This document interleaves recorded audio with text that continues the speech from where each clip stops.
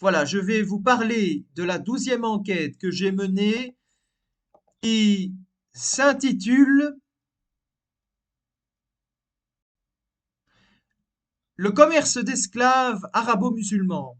Alors, le commerce d'esclaves du monde arabo-musulman est un commerce d'esclaves qui s'est déroulé du 7e au 20e siècle de notre ère et il s'est déroulé dans le monde musulman. Bizarrement, la journée internationale concernant la mémoire de l'esclavage concerne seulement l'esclavage qui a été commis par les Blancs, donc le commerce triangulaire qui a eu lieu du 16e au 19e siècle. L'historien Olivier Pétré-Grenouillot a donné comme chiffre 11 millions de personnes mortes pour le commerce européen contre 17 millions de morts pour le commerce arabo-musulman. Il ne faut pas oublier que le commerce intra-africain, qui fait le commerce notamment des ethnies africaines, qui se mettaient aussi en esclavage ou qui fournissaient des esclaves aux Arabes et aux Blancs, ce commerce aurait coûté la vie à 14 millions de personnes. Ce qui est quand même assez étrange, c'est que Christian Taubira a dit qu'il ne faut pas parler du commerce arabo-musulman pour que, je cite, entre guillemets, les jeunes Arabes ne portent pas sur leur dos tout le poids de l'héritage des méfaits des Arabes. Fin des guillemets, fin des guillemets en fait. Fin de la citation. Traite occidentale qui s'est arrêtée au bout de 3 siècles car les Blancs savent se remettre en question, tandis que les Arabes ce n'est pas du tout le cas, mais j'en parlerai plus tard. Traite arabo-musulmane qui était surtout située au Mali à Tombouctou, qui était la plaque tournante de ce commerce. Et en plus de cela, il y avait les raids sur les côtes européennes avec des razzias. C'est avec le congrès de Vienne notamment que l'esclavage fut aboli en Occident et puis aboli dans les colonies des décennies plus tard. La fin de l'esclavage en Occident est notamment due à l'industrialisation et donc les industriels n'avaient donc plus besoin de main-d'œuvre pour travailler dans les usines. Les Noirs n'ont jamais été respectés et ne seront jamais respectés dans le monde musulman car les Arabes ont intériorisé depuis toujours le rapport de domination entre eux et les Noirs, rapport de domination qui se traduit notamment avec Ibn Khaldoun, qui fut un historien arabe et qui a théorisé les premières théories raciales qui, contrairement à la légende urbaine, n'ont pas été inventées par les Blancs, mais par les Arabes. Historien qui considérait que les Noirs ne valaient pas mieux que des animaux. Voici une citation de sa part, je cite, entre guillemets.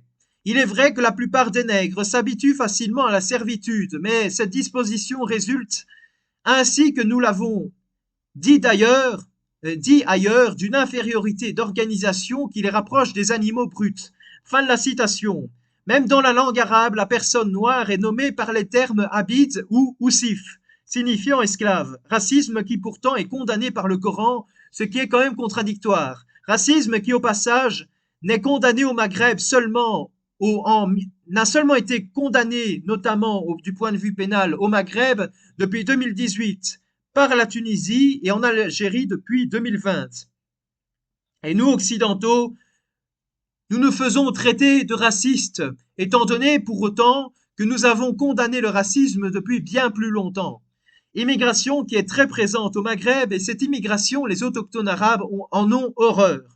De celle-ci à un tel point que les migrants font face à une violence extrême de la part des Arabes, mais bizarrement, silence radio dans les médias. Ces mêmes médias gauchistes, imaginez-vous une seconde qu'à la place c'était des blancs qui étaient les agresseurs, les médias gauchistes s'empareraient immédiatement de ces affaires et les auraient mis dans les gros titres. Cette traite arabo-musulmane qui notamment a entraîné beaucoup d'atrocités comme des castrations, des déportations, cette traite qui avait commencé en 652 avec le traité de Bact, castration qui fut telle que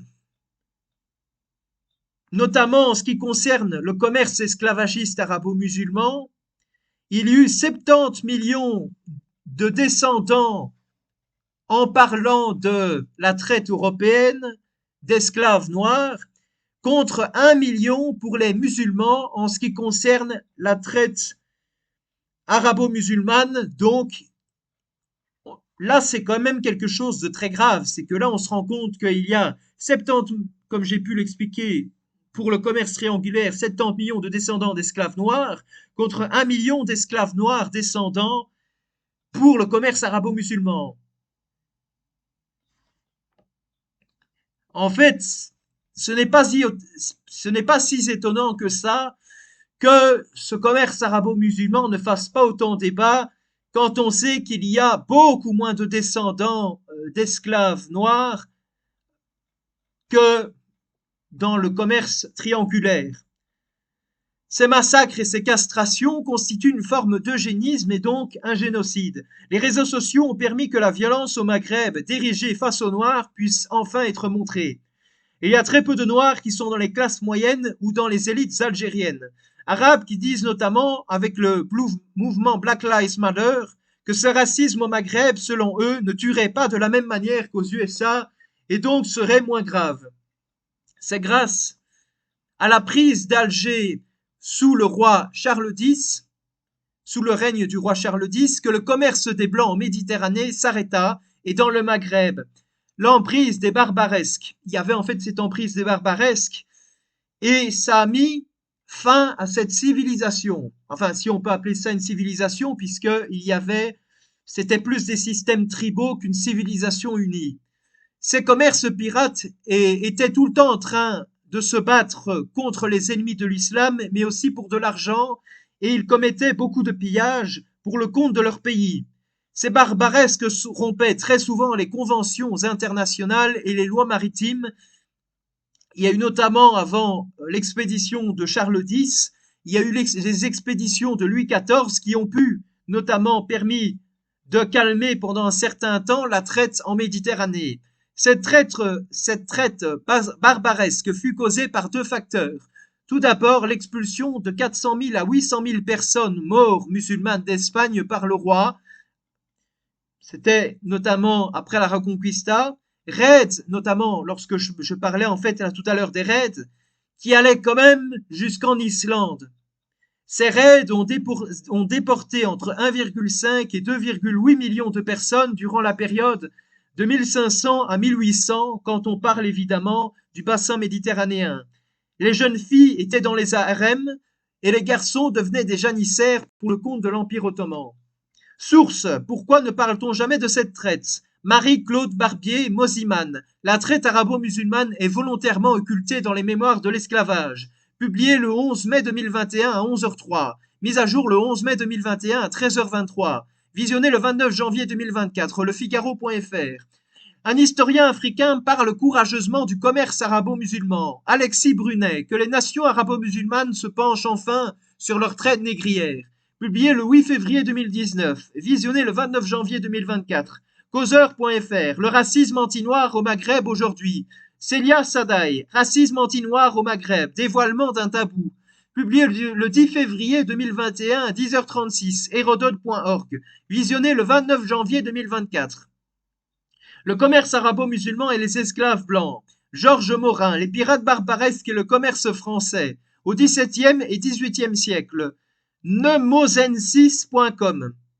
Page 97 à 112. Visionné le 29 janvier 2024.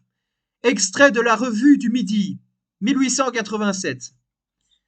La traite des Blancs par les Arabes, Samuel Touron. Histoire, la traite oubliée des esclaves blancs en Afrique du Nord, dealer.fr.